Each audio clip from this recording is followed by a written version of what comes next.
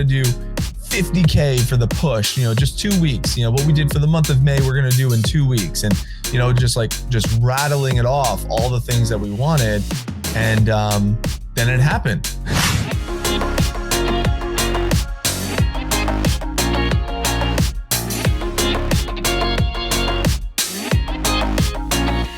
I really, want us to start comparing ourselves to our projections. I'm curious what you think of that, Mike. Yeah.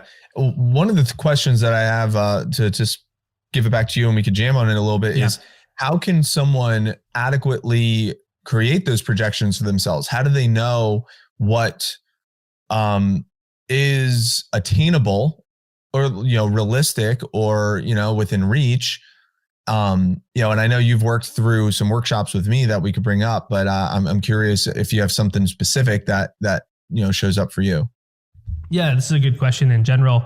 How to create, realistic projections, and how to create sets of projections. So one of the things I always subscribe to is, different paths, different trajectories.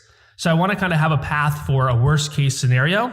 I also want to have a path for a best case scenario, and then I want a path for what's most likely to happen. So again, worst case scenario, best case scenario, what's most likely to happen.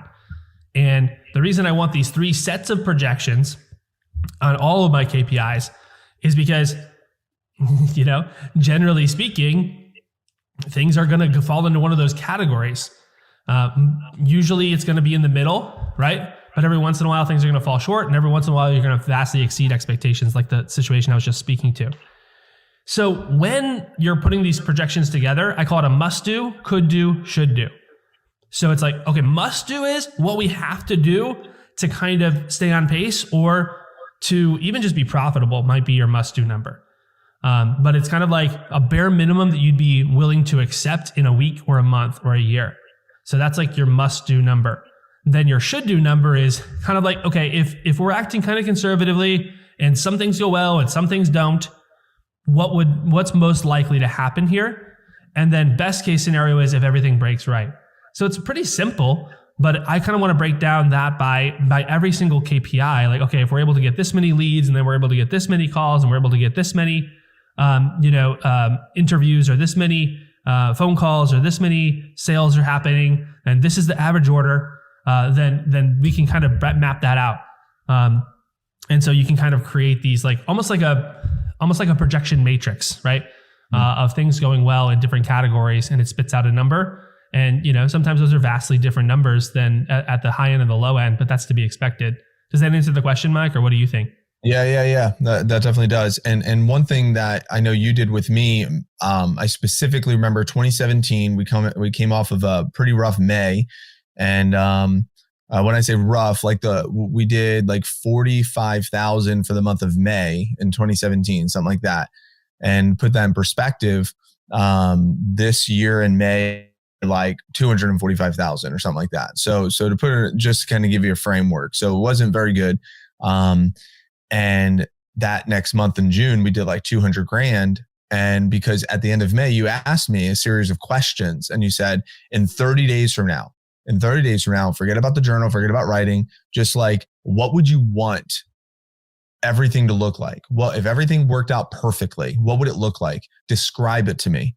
How would it feel? What are your numbers? Mm-hmm. What else do you want? How many recruits? How many clients? How many reps? What does a team night feel like? What is the meeting feel like? What is the what does your schedule feel like when you look at your day-to-day activities? And I specifically remember this, and I just kind of rapid fire and just spat a bunch of things. We want this many people at team night. We want to go to Applebee's and crew of people, and we're gonna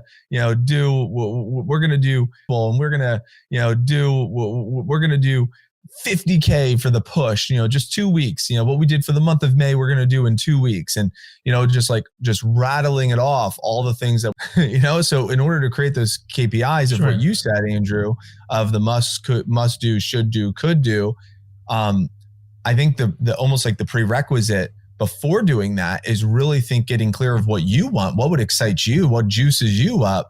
So if you're listening right now, maybe take a moment after and just reach for the pen, or just like voice memo yourself and just like jam on that for a little bit. Like, what are all the things I want? Like, what do I want 30 days from now? Some people set New Year's resolutions. 1 year is way too long. Like 30 days. What do I want? And just jam on it for a little bit, see what comes up.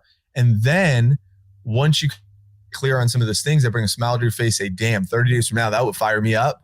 Then go into, okay, what are the musts? What are the shoulds? What are the coulds on all of this that I could still feel, the way I feel about these goals? It's also going to move me closer and closer towards the annual projections and goals that we have for ourselves. And we did that again at the end of June and then at the end of July. And I've now been doing it every month and campaign and year since. And what's kind of cool is my current problems were once my goals. And I think that's a lot of fun to think about as you get really good at running your own race. Absolutely. It's one of those things that is sometimes so ingrained into what I do that I forget that it's an important step. So I appreciate it. Basically, what you're talking about here is vision casting, right?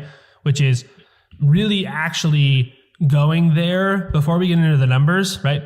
Because sometimes people want to break down numbers before we really even have like a sense of what we want. We just kind of want to go off of a number that feels good or sounds good or looks good on paper or whatever, but we're not really attuned to what we want and what we want it to feel like. How many people are on the team? What sort of growth is happening inside these individuals? What's the culture like? So asking questions like that, so that you can start with the end in mind.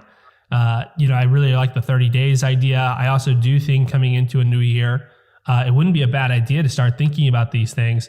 A question I've asked people recently is, hey, on December 31st, 2021, I know sometimes like with what's happening in the world, you might not be willing to think past a few days, given what's going on right now, but see what you can do, because guess what? The world's not going to stop no matter who gets elected. So focus on your business, run your own race, focus on what you can control. Imagine it's December 31st, 2021, and you're raising a toast to the year that was. What's taken place in the last 14 months that's radically changed your life, that's radically changed the business? What does that look like? What does it feel like? Who else is there? How much have you sold? How much money have you made? Where have you traveled to? What's your relationship with your wife or husband like? What's your relationship to your health and fitness like? What milestones or accomplishments have occurred in the last 14 months, et cetera, et cetera, et cetera. So going there first then says, okay, well, for that to be the case, here's what my projections need to look like. And we can pull out a spreadsheet and get nerdy about it. But I really like the idea of going big picture first and then getting nerdy. So what do you think of this, Mike? Yeah. And documenting it is really critical too, because every month I have a little meeting with myself, and then every day I have a little meeting with myself. So when I say document it, is I just look at how I'm pacing towards those areas of my life that I deemed important. So for me, let me just do like my incantation that I say to myself is, and I'll say, I, Mike Abramowitz, see, hear, feel, and know that I am fun, I am influence, I am love, I am faith, I am courage, and I am free. And the purpose of my life is to educate, inspire, and be a force for good for myself and others. Yes, my 2020 vision will be about living my best life, being on purpose, grow in love, and sustainable, simple business systems. That's my incantation. I say that to myself. And then on my next part of my spreadsheet, I have all of my, so then I'll incant that and I'll read that, my affirmations. And then on my other side of my spreadsheet, I have my everyday goals, my 30-day goals. Then I have my annual goals. And then there's the 3-year and then a 5-year. So it's like in order on a spreadsheet. And then I just have that little quick meeting with myself of like, all right, how am I pacing towards some of these? And what's crazy is I did this, I guess, 2 years ago. And so I still have my 5 years. So I'm 3 years away from my 5 years. And what's kind of cool is some of them I'm almost at already. Some of them I'm not even close to. But just by looking at them, I'm going to reassess.